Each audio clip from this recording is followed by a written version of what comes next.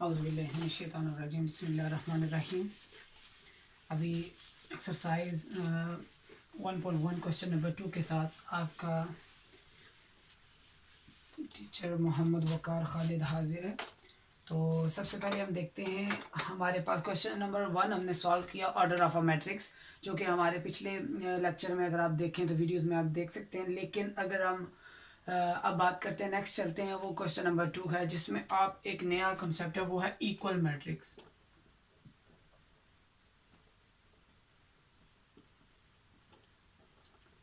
Equal matrix, अब equal से ही इसका मतलब ये है कि मैट्रिक्स के बारे में हम पढ़ चुके हैं और हम रोज के बारे में पढ़ चुके हैं, कॉलम के बारे में पढ़ चुके हैं। तो हम देखते हैं अब इक्वल ऑर्डर पढ़ चुके हैं, अब इक्वल मैट्रिक्स एक तीसरी चीज आ गई है। इक्वल का मतलब है बराबर, मीन के कौन सी मैट्रिक्स पर उसमें बराबर है, हम कहते हैं लेट। ठीक है, कोई से भी A and B are two matrix, then हमारे पास A and B two matrix हैं, is said to B equal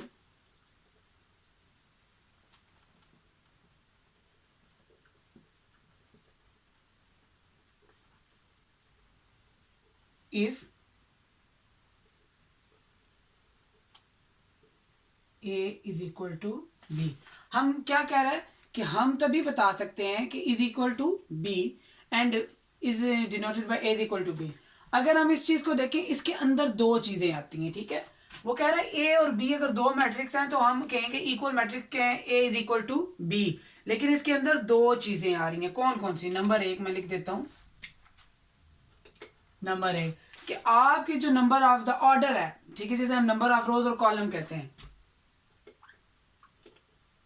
order of matrix A is equal to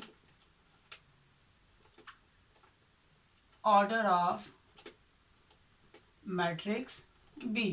पहला तो स्टेप ये है कि अगर ऑर्डर ए, मैट्रिक्स ए का ऑर्डर किसके बराबर हो, मैट्रिक्स बी के ऑर्डर के बराबर, मीन कि जितनी नंबर ऑफ रोज और कॉलम मैट्रिक्स ए के अंदर है उतनी ही नंबर ऑफ रोज और कॉलम मैट्रिक्स बी के अंदर हूं। तो इसका मतलब ये पहला उसकी कंडीशन मीट करती है, ठीक है, इक्वल मैट्रिक्स की। जबकि दूसरी के अंदर वो क्या कह रहा है,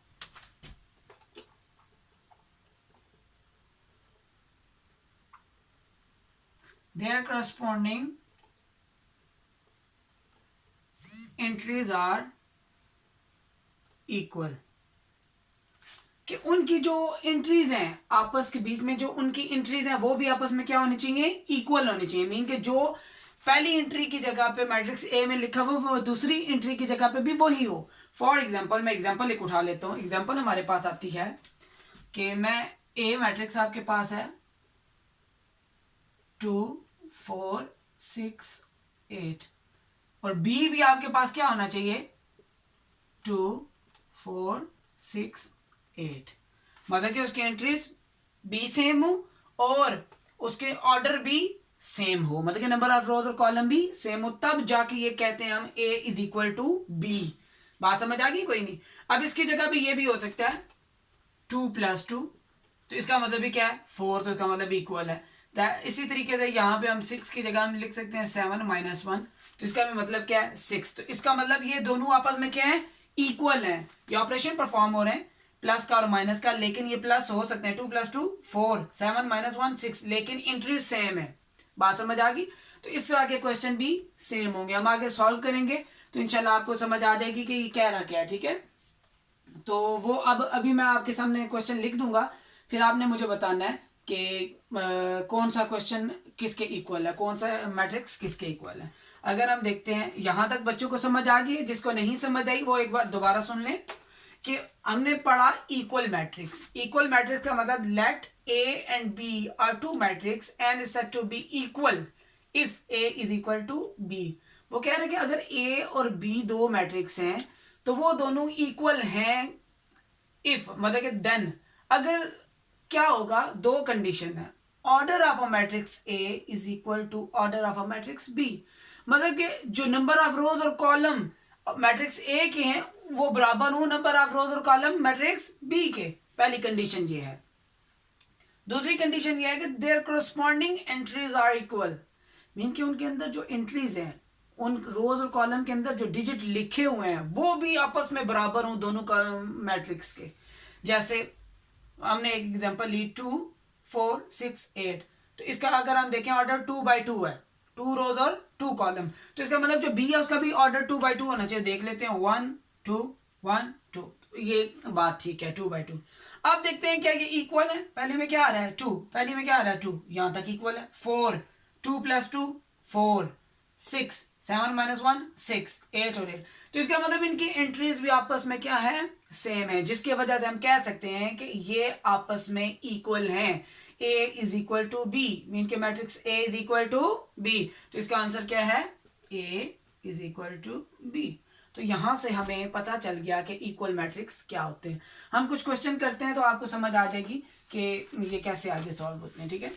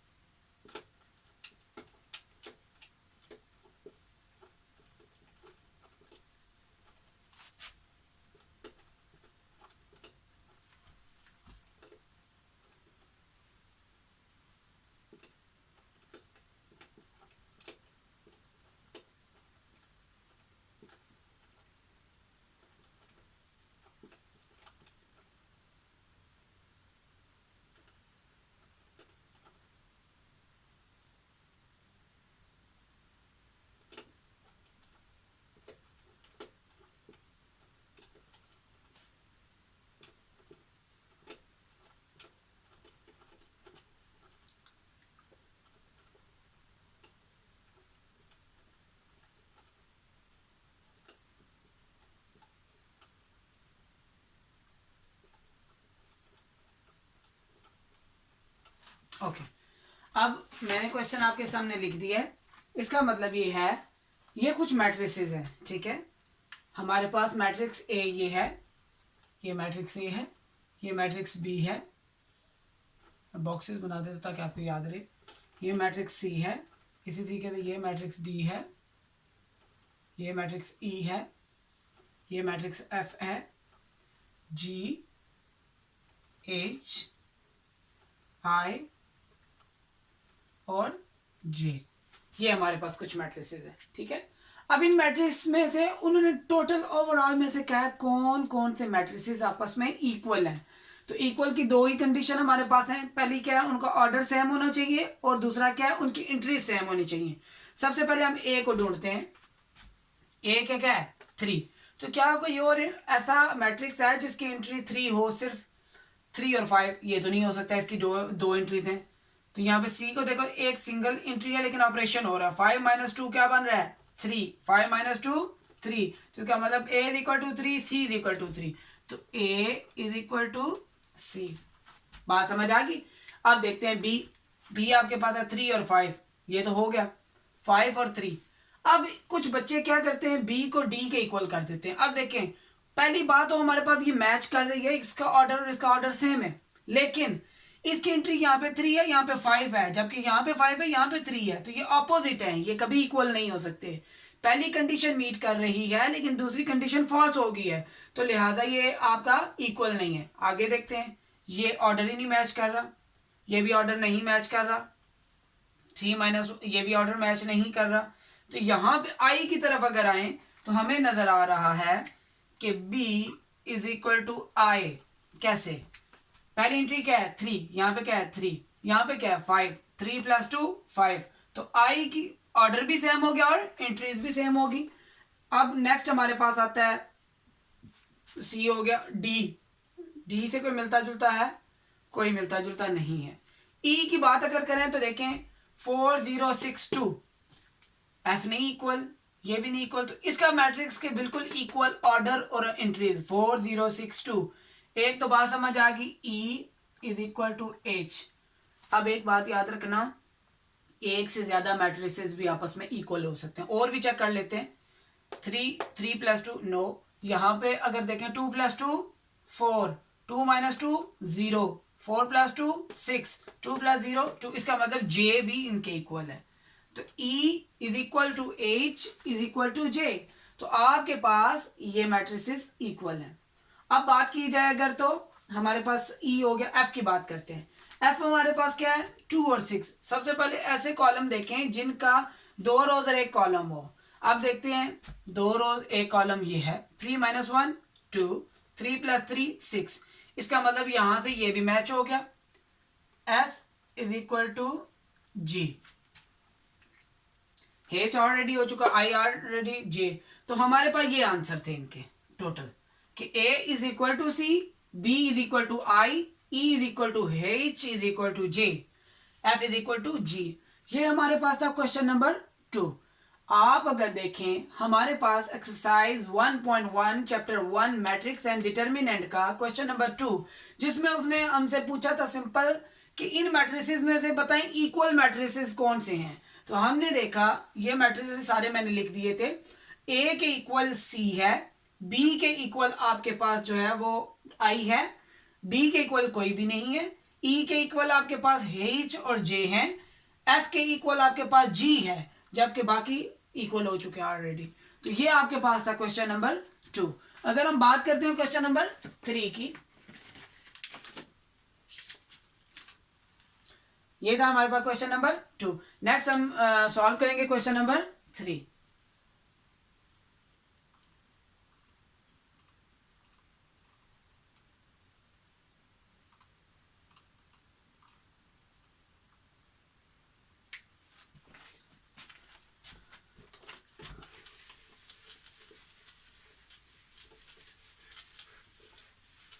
इंपॉर्टेंट क्वेश्चन है क्वेश्चन नंबर 3, एक्सरसाइज 1.1 का एक इंपॉर्टेंट क्वेश्चन है।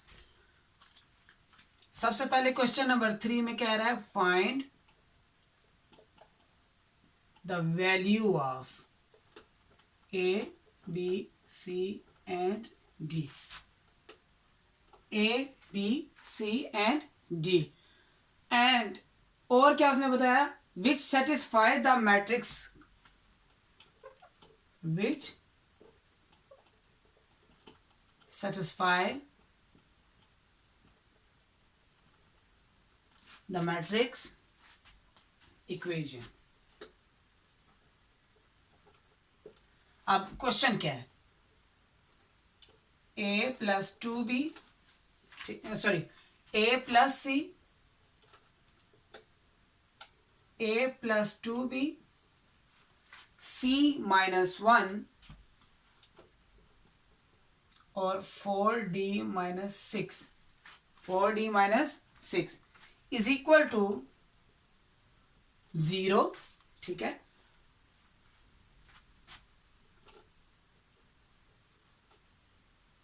B7, सॉरी 0 7, आपके पास तीसरी एंट्री आ गई है 3 और 2D।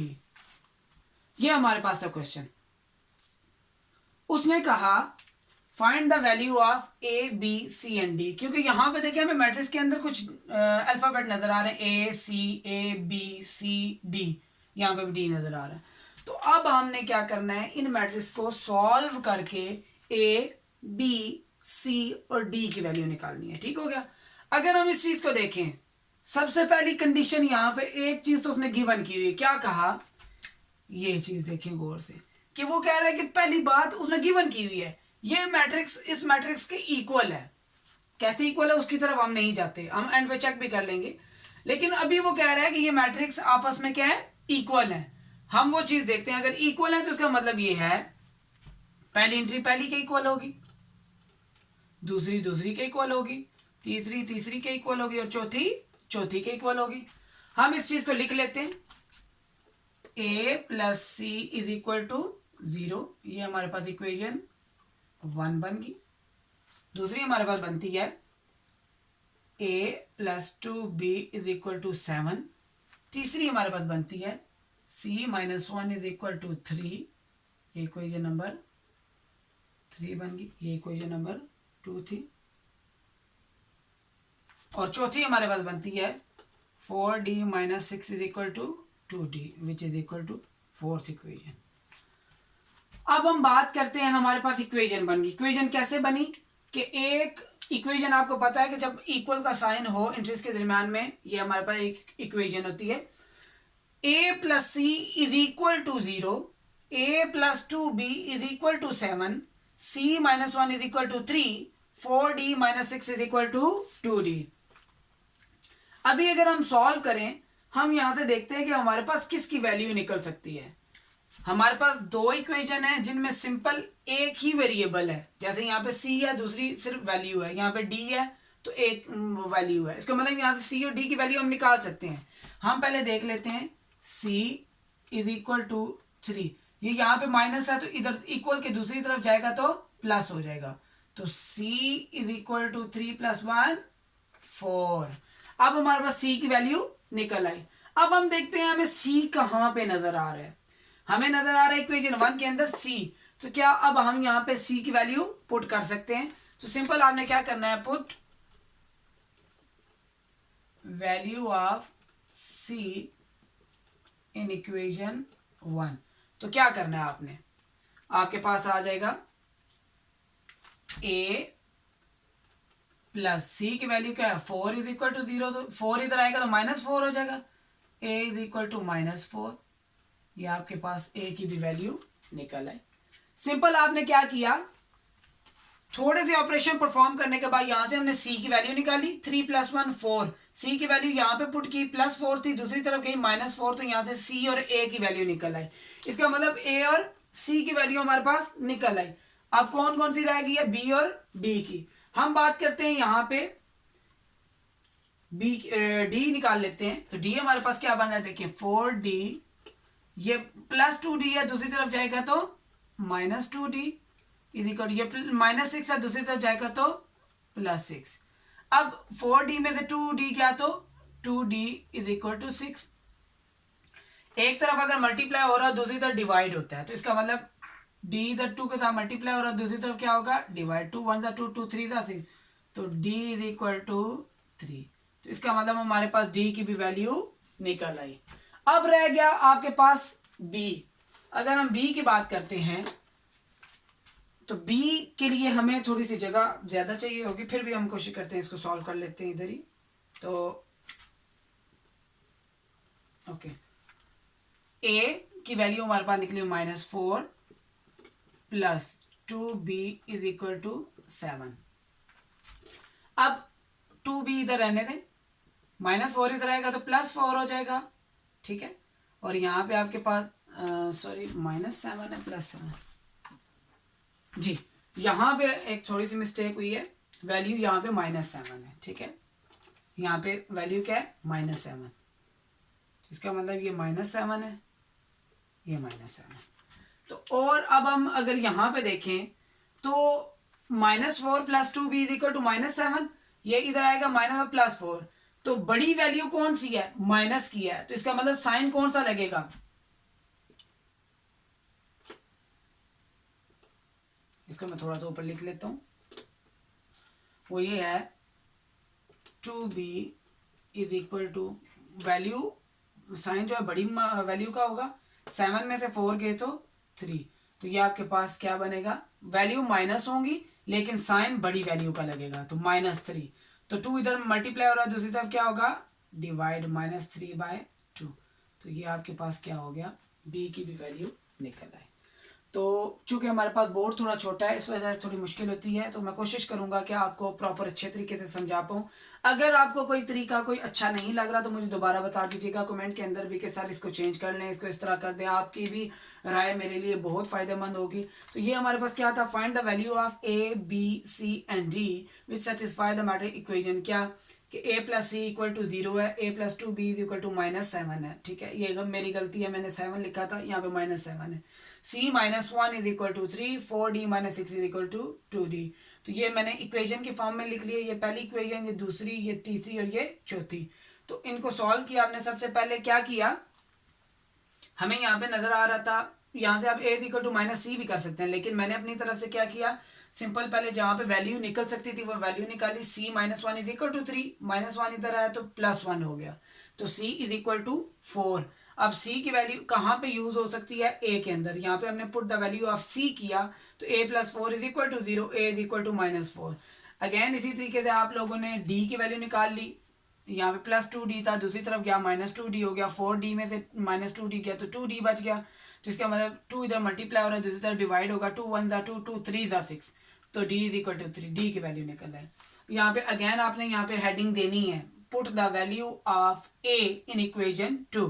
तो यहाँ पे a की वैल्यू -4 निकली थी, यहाँ पे हमने -4 पुट किया, -4 दूसरी तरफ गया तो +4 हो गया, और ये -7, -7 में से +4 गया तो -3 बचा, 2b एज इट इज रह गया। तो b के साथ 2 मल्टीप्लाई हो रहा था, दूसरी तरफ डिवाइड होगा, तो b की वैल्यू क्या निकला है, -3/2। तो ये आपने निकालनी थी वैल्यू a b c और d। अगर आपको वीडियो अच्छी लगी है तो इसको दूसरे तक पहुंचाएं और इसको लाइक करें, इसको शेयर करें, चैनल को सब्सक्राइब करें, ताकि मैं जो भी साथ साथ बेल का आइकन दबा दें, ताकि जो भी मेरी नई वीडियो आए वो आप तक पहुंच जाए और आप इजीली उसमें से कुछ सीख लें। तो ये थी हमारी एक्सरसाइज 1.1 जो कि कंप्लीट हो चुकी है। चैप्टर नंबर 1 की एक्सरसाइज 1.1 कंप्लीट हो चुके हैं। इंशाल्लाह मिलते हैं नेक्स्ट वीडियो में, तब तक के लिए इजाज़त दीजिए। अल्लाह हाफिज़।